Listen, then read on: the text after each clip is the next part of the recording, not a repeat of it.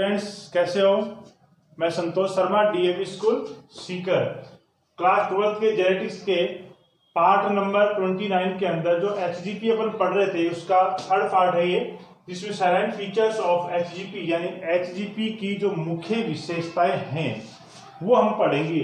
लेकिन पढ़ने से पहले मैं बता दूं, आप ये सोचेंगे सर इसकी कोई ट्रिक बता दो या ऐसा कोई डायग्राम बता दो जिससे अपन याद कर लें। या इसका ना तो कोई डायग्राम है ना कोई ट्रिक्स है।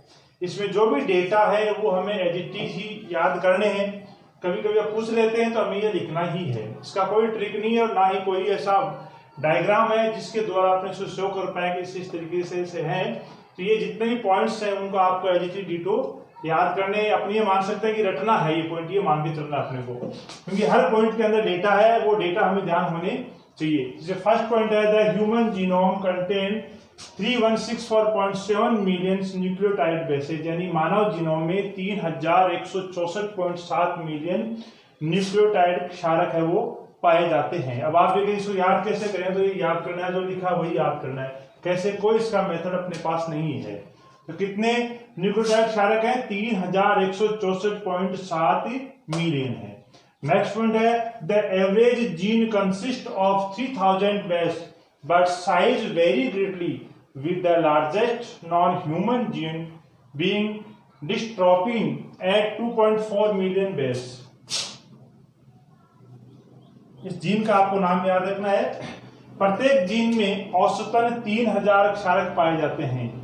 मनुष्य में सबसे बड़ी जीन कौन सी है? डिस्ट्रोफिन है। सबसे बड़ी जीन कौन सी है? डिस्ट्रोफिन है, जिसमें 2.4 मिलियन 2.4 मिलियन क्षारक पाए जाते हैं। क्लियर। थर्ड पॉइंट है the total number of gene is estimated at 30,000 much lower than previous estimated of 80,000 to 1,40,000 jeans.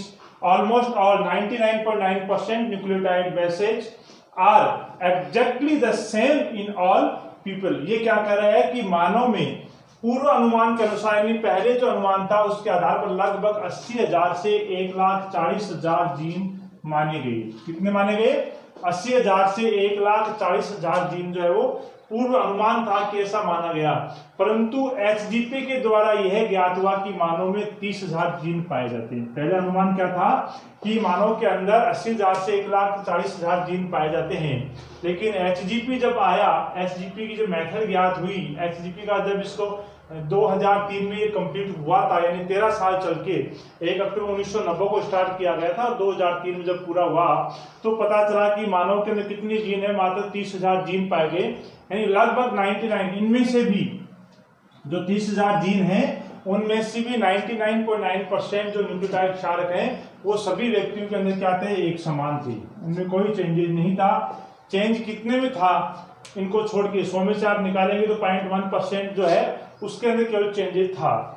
The function are unknown for over 50% of discovered gene, यानी जितनी भी gene खोजी गई थी उसकी 50% जीनों का कार्य ज्ञात कर लिया गया। ये आप ये कह सकते हैं कि 50% जीनों का कार्य क्या था? अननोन था, जिसको ज्ञात नहीं किया गया, यानी 50-50 था। जो जीन हमने ज्ञात करी थी उसमें से, जैसे मान लीजिए 30,000 जो जीन क्या है, तो उसमें से 15,000 जीन ऐसी थी जिनका हमें फंक्शन मालूम था, या हमें मालूम कर लिया गया, या हमने उसकी डिस्कवरी कर ली गई, या हमने उसका कार्य जो है वो खोज कर लिया गया। लेकिन 15,000 जीन अभी भी ऐसी थी जिनका हमें कोई उसका कार्य का डिस्कवर नहीं हुआ, यानी कार्य ज्ञात नहीं हुआ, या फंक्शन हम जो अपने कह सकते हैं कि डिस्कवर उसको नहीं किया गया था। Less than 2% of genome code for protein. ये क्या करा कि 2% से भी कम जीनोम जो है प्रोटीन के लिए कोड करते हैं। प्रोटीन के लिए कोड करते हैं क्योंकि अपने प्रोटीन जो है, जब हमें एमिनो एसिड्स के बारे में बताया था, जब जेनेटिक कोड पढ़ा था हमने, तो उसके अंदर हमने एमिनो एसिड्स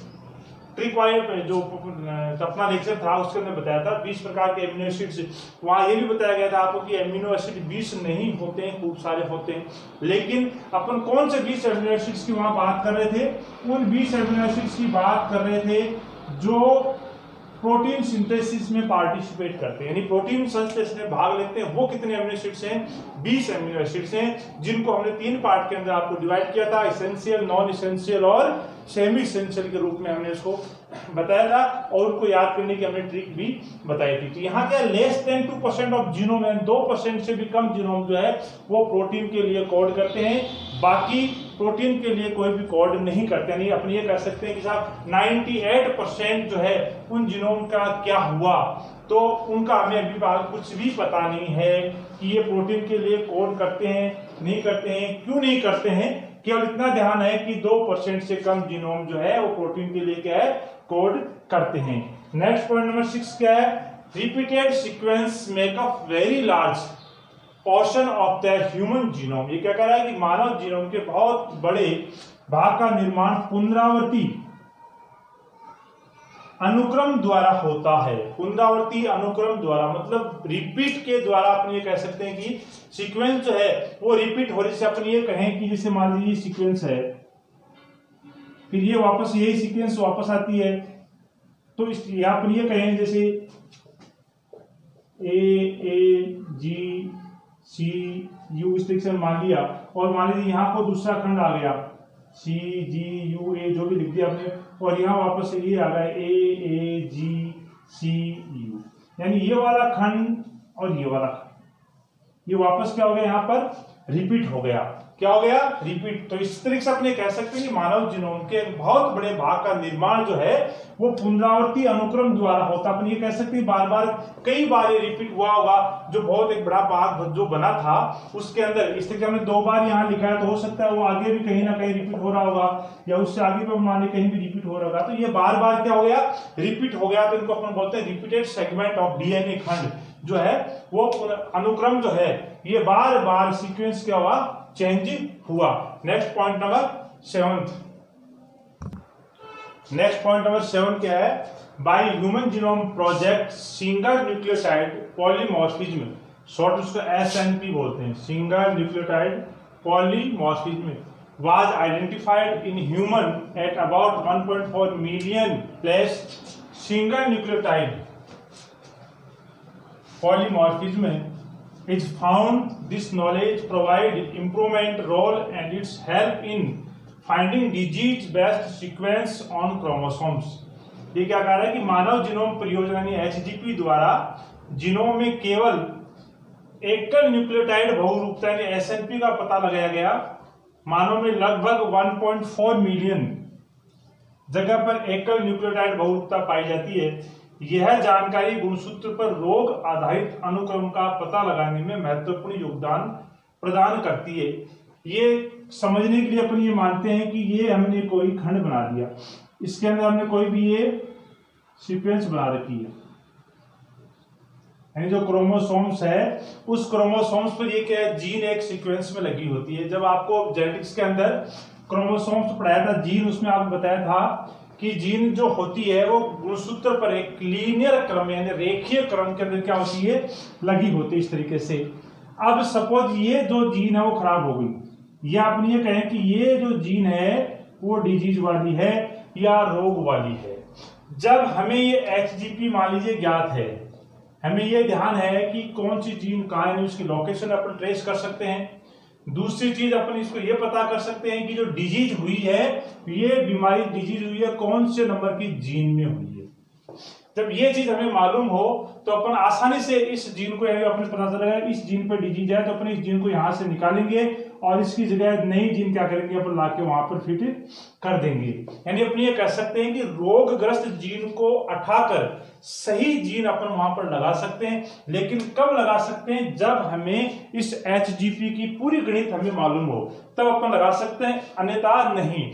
जैसे अपन कई बार मोबाइल पे कॉल करते हैं और उसको ट्रेस करना होता है तो हम उसकी जगह लोकेट करते हैं कि ये कौन सी जगह पे इस समय पर काम कर रहा हो। जब तक उसकी ट्रेस अपन लोकेशन ट्रेस नहीं कर पाएंगे तब तक अपन उसकी लोकेशन को पता नहीं कर पाएंगे, या अपन ये भी नहीं पता कर पाएंगे इस समय पर ये मोबाइल कहां पर है।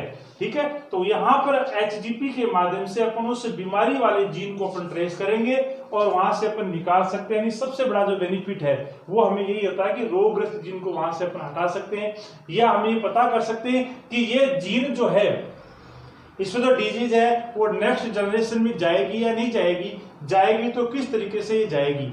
लेकिन सारी गणित किस पर है, इस HGP पर। जब हमें जो जीन्स है उनकी सीक्वेंस यानी अनुक्रम हमें यदि ज्ञात हो तो। नेक्स्ट वन है in chromosome first there are maximum 2968 genes and in Y chromosomes there are at least 231 genes। ये क्या कह रहा है कि गुणसूत्र नंबर 1 जो 1 नंबर गुणसूत्र है उसमें सबसे अधिक जीन पाए थे, कितने हैं, 2968 जीन। ये 2968 जीन किस पे हैं, क्रोमोसोम नंबर 1 पर पाई जाती है। जबकि सबसे कम जो जीन है वो Y क्रोमोसोम पर है, वो कितनी है, 231 है। ये क्वेश्चन 2 बार पूछा हुआ है कि सबसे कम जीन किस पे पाई गई है, तो वो जीन है Y क्रोमोसोम, कितनी है, 231। संख्या भी पूछा जाता है और Y क्रोमोसोम का नाम भी पूछा जाता है। दोनों इसके अंदर पूछे हुए, Y क्रोमोसोम का नाम पूछा गया है और जीन की संख्या भी पूछी गई है। इसी तरीके से गुणसूत्र नंबर 1 पर जो सबसे अधिक जीन है कितनी, 2968। ये भी क्वेश्चन आया हुआ है कि कौन से नंबर के गुणसूत्र पर सबसे अधिक जीन पाई जाती है और कितनी पाई जाती है, तो नंबर 1 पे 2968 जीन जो है उस पर पाई गई। इसका लास्ट पॉइंट है repetitive sequence DNA are extended parts of small DNA which can more than 100 times repeated। यानी पुनरावृत्ति अनुक्रम के जो छोटे फैले हुए भाग होते हैं जो कभी कभी 100 से अधिक बार पुनरावृत्त हुए हैं। इसे आपको पहले इसमें बताया था कि ये कोई खंड है, उसके अंदर हमने लिया था कि ये A है, ये G है, ये C है, U है, इधर C आ गया, G U A, या फिर वापस A G C U A G C A। इसके अंदर आपने मिलाया थी, देखो A G C U, C G C A G C U, ये खंड देखो वापस रिपीट हो गया। यहाँ पर ये A G C U है, यहाँ पर ये आ गया, रिपीट नहीं हुआ, हो सकता है यहाँ रिपीट हो जाए, यहाँ रिपीट हो जाए। तो इस तरीके से ये बार बार रिपीट होते हैं, यानी सेम जो है खंड वापस रिपीट हो रहा है एज इट इज। उसी के लिए बोल रहा है कि repetitive sequence DNA are extended parts of small DNA which can more than 100 times repeat. यानी पुनरावृत्ति अनुक्रम के छोटे जो भाग होते हैं वो कम से कभी कभी तो 100 से अधिक बार भी रिपीट हुए होते हैं इन अनुक्रमों को। नेक्स्ट पॉइंट क्या है, these sequence have no relation and function with coding of protein synthesis. ये क्या कहा, इन क्रमों का प्रोटीन संश्लेषण हेतु कूट लेखन से कोई संबंध नहीं होता है। यानी अपन जब प्रोटीन संश्लेषण अपन पढ़ेंगे उसमें अपन बताएंगे, आपको जो जेनेटिक कोड पढ़ाया था उसके अंदर बताया था कि टोटल कोडोन कितने थे अपने, 64 थे। वो कैसे बने थे, जब 3 अक्षर का हमने एक कोडोन बनाया था, यानी 4 की पावर 3, 4 इंटू 4 इंटू 4 कितने होते हैं, 64 कोडोन बनाए थे। इसमें से हमने 61 कोडोन को बोला था सेंस कोडोन और 3 कोडोन को हमने क्या बोला था, नॉन सेंस कोडोन बोले थे। नॉन सेंस कोडोन कौन से हैं, जिनको हमने स्टॉप कोडोन, यानी अपनी जो टेबल थी उसके अंदर हमने 3 जगह स्टॉप स्टॉप स्टॉप लिखा हुआ है। ठीक है, ये स्टॉप कोडोन कौन कौन से होते हैं, UAA, UGA और UA और G। ये 3 कोडोन है जो स्टॉप कोडोन है, यानी जहां भी ये प्रोटीन संश्लेषण की क्रिया करें, जहां कहीं भी आ जाएंगे वहीं पर उस क्रिया को क्या करेंगे, ये रोक देंगे। और एक आपको बताया था मिथ्योनिन का कोडोन, वो क्या काम है उसका, जहां भी वो आ जाएगा क्रिया क्या होगी, स्टार्ट होगी। अब अभी मालूम है कि जब कोई क्रिया स्टार्ट होगी तो उसको बंद करना भी क्या होता है, जरूरी होता है। तो बंद करने के लिए हमारे पास कौन से थे, UAA, UGA और UAG। इनको याद करने का तरीका भी आपको बताया था। ये किसका है, ओकर का है, ये किसका है, ओपेल का है, और ये किसका है, अंबर का, इसको बोलते हैं। तो ओकर को हमने क्या माना था, पोखर, और वो ओपेल को हमने क्या माना था, गोपाल, और अंबर है ये। तो बताया था पोखर आ का मतलब ए, पोखर आ, गोपाल गा, अंबर में आग लगी। इस तरीके से अपन तीनों को याद करने की बात ट्रिक भी बताई थी। तो ये 3 स्टॉप कोडोन हैं प्रोटीन संश्लेषण के लिए। तो यहाँ क्या कर रहा है, इन अनुक्रमों का प्रोटीन संश्लेषण हेतु कूट लेखन से कोई संबंध या कोई कार्य नहीं होता है। यानी ये क्या कर रहा है कि सारे जो खंड है जिनों में, वो कोई जरूरी नहीं है कि प्रोटीन संश्लेषण के अंदर, प्रोटीन सिंथेसिस के अंदर वो पार्टिसिपेट करें या कोई फंक्शन करें, ऐसा कोई जरूरी उनके लिए नहीं था। These sequence focus in the structure, mobility and development of chromosomes. यानी ये जो अनुक्रमण तो था गुणसूत्र की संरचना और उसकी गति से, यानी मोबिलिटी से, और उसके डेवलपमेंट यानी विकास के बारे में प्रकाश डालती है। यानी अपन क्या कर रहे हैं, यहाँ एक पॉइंट लिखा हमने कि ये प्रोटीन संश्लेषण हेतु फूड से कोई संबंध नहीं है। तो अपन कहेंगे साहब जब प्रोटीन सिंथेसिस के अंदर पार्टिसिपेट नहीं करते हैं तो ये क्या करते होंगे, तो हो सकता है वो किसी क्रोमोसोम की स्ट्रक्चर से संबंधित हो सकता है उसकी जो मोबिलिटी यानी जो गति है उसका मूवमेंट है उससे संबंधित हो, या हो सकता है उसके डेवलपमेंट यानी विकास के बारे में क्या उससे संबंधित हो। तो जो भी खंड हैं जो रिपीट होते हैं बार बार, तो उनका कार्य कोई जरूरी नहीं है कि वो प्रोटीन सिंथेसिस के अंदर पार्टिसिपेट करे, वो इसके अंदर इसकी क्रोमोसोम की स्ट्रक्चर है, इसकी मोबिलिटी है, उस डेवलपमेंट के अंदर क्या उसका योगदान हो सकता है।